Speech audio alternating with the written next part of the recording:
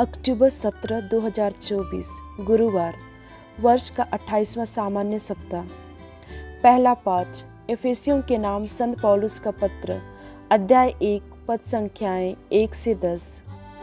संतों और ईसा मसीह के विश्वासियों के नाम पौलुस का पत्र, जो ईश्वर द्वारा ईसा मसीह का प्रेरित नियुक्त हुआ है। हमारा पिता ईश्वर और प्रभु ईसा मसीह आप लोगों को अनुग्रह तथा शांति प्रदान करें। धन्य है हमारे प्रभु ईसा मसीह का ईश्वर और पिता। उसने मसीह द्वारा हम लोगों को स्वर्ग से हर प्रकार के आध्यात्मिक वरदान प्रदान किए हैं। उसने संसार की सृष्टि से पहले मसीह में हमको चुना, जिससे हम मसीह से संयुक्त होकर उसकी दृष्टि में पवित्र तथा निष्कलंक बने। उसने प्रेम से प्रेरित होकर आदि में ही निर्धारित किया कि हम ईसा मसीह द्वारा उसके दत्तक पुत्र बनेंगे। इस प्रकार उसने अपनी मंगलमय इच्छा के अनुसार अपने अनुग्रह की महिमा प्रकट की है। वह अनुग्रह हमें उसके प्रिय पुत्र द्वारा मिला है, जो अपने रक्त द्वारा हमें मुक्ति अर्थात अपराधों की क्षमा दिलाते हैं। यह ईश्वर की अपार कृपा का परिणाम है, जिसके द्वारा वह हमें प्रज्ञा तथा बुद्धि प्रदान करता रहता है। उसने अपनी मंगलमय इच्छा के अनुसार निश्चय किया था कि वह समय पूरा हो जाने पर स्वर्ग तथा पृथ्वी में जो कुछ है वह सब मसीह के अधीन कर एकता में बांध देगा। उसने अपने संकल्प का यह रहस्य हम पर प्रकट किया है। यह प्रभु की वाणी है। संत लूकस के अनुसार पवित्र सुसमाचार, अध्याय 11, पद संख्याएं 47 से 54।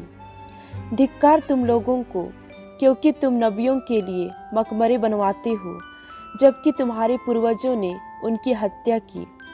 इस प्रकार तुम अपने पूर्वजों के कर्मों की गवाही देते हो और उनसे सहमत भी हो, क्योंकि उन्होंने तो उनकी हत्या की और तुम उनके मकबरे बनवाते हो। इसलिए ईश्वर की प्रज्ञा ने यह कहा, मैं उनके पास नबियों और प्रेरितों को भेजूंगा। वे उनमें कितनों की हत्या करेंगे और कितनों पर अत्याचार करेंगे। इसलिए संसार के आरंभ से जितने नबियों का रक्त बहाया गया है, हाबिल के रक्त से लेकर जकरियस के रक्त तक, जो वेदी और मंदिर गर्भ के बीच मारा गया था, उसका हिसाब इस पीढ़ी को चुकाना पड़ेगा। मैं तुमसे कहता हूँ, उसका हिसाब इस पीढ़ी को चुकाना पड़ेगा। शास्त्रियों, धिक्कार तुम लोगों को, क्योंकि तुमने ज्ञान की कुंजी ले ली। तुमने स्वयं प्रवेश नहीं किया और जो प्रवेश करना चाहते थे उन्हें रोका। जब ईसा घर से निकले तो शास्त्री और फरीसी बुरी तरह उनके पीछे पड़ गए और बहुत सी बातों के संबंध में उनको छेड़ने लगे। वे इस ताक में थे कि ईसा के किसी न किसी कथन में दोष निकाल लें। यह प्रभु का पवित्र सुसमाचार है। मनन चिंतन। आज का सुसमाचार पाखंड के खतरों और हमारे विश्वास को प्रामाणिक रूप से जीने के महत्व के बारे में एक मजबूत अनुस्मारक के रूप में कार्य करता है। फरीसियों ने नबियों के लिए सुंदर मकबरे बनाने में बहुत प्रयास किया, लेकिन वे नबियों के संदेशों को सुनने और उनके अनुसार जीवन जीने में असफल रहे। वे बाहरी रूप से तो अच्छे दिखते थे, परंतु उनका हृदय ईश्वर से दूर था। हमें अपने जीवन में इस बात पर विचार करना चाहिए कि क्या हम वास्तव में अपने विश्वास के अनुसार जी रहे हैं। क्या हम यह कहते हैं कि हम प्रेम, दया और न्याय में विश्वास करते हैं, लेकिन उन मान्यताओं के विपरीत कार्य करते हैं। क्या हम इस बात से अधिक चिंतित हैं कि हम दूसरों के सामने कैसे दिखते हैं, बजाय इसके कि हम उनके साथ कैसा व्यवहार करते हैं। यीशु हमें अपने हृदयों की जांच करने और यह सुनिश्चित करने के लिए कहते हैं कि हमारे कार्य हमारी मान्यताओं या विश्वास के अनुरूप हो।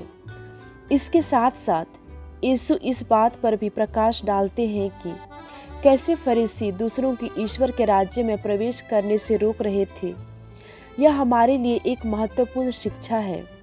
क्या हम इस तरह से जीवन जी रहे हैं कि जिससे हम दूसरों को ईश्वर तक पहुंचने का रास्ता ढूंढने में मदद कर सकें, या क्या हम ऐसी बाधाएं पैदा कर रहे हैं जो लोगों को ईश्वर से दूर रख रही हैं। हम अपने व्यवहारों, करुणा की कमी या अपने निर्णायक तरीकों से अनजाने में दूसरों को हतोत्साहित कर रहे हैं। इसके विपरीत हमें अपने आसपास के लोगों को ईश्वर का प्रेम और अनुग्रह पाने के लिए प्रोत्साहित करने का प्रयास करना चाहिए। आइए आज हम अपने विश्वास में सच्चे होने के लिए प्रतिबद्ध हो। हम अपने दैनिक कार्यों में जिस पर विश्वास करते हैं उसी अनुसार जीने का प्रयास करें। अपने आसपास के सभी लोगों के प्रति प्रेम और करुणा दिखाएं। हमारा जीवन यीशु के हृदय को प्रतिबिंबित करे, जिससे सभी लोग ईश्वर के राज्य में आमंत्रित हो सके, न कि दूर होवें। जब हम अपने कार्यों को ईश्वर के सत्य के साथ जोड़ते हैं तो हम न केवल स्वयं उनके करीब आते हैं, बल्कि हम दूसरों को भी उनके प्रेम और अनुग्रह का अनुभव करने में मदद करते हैं।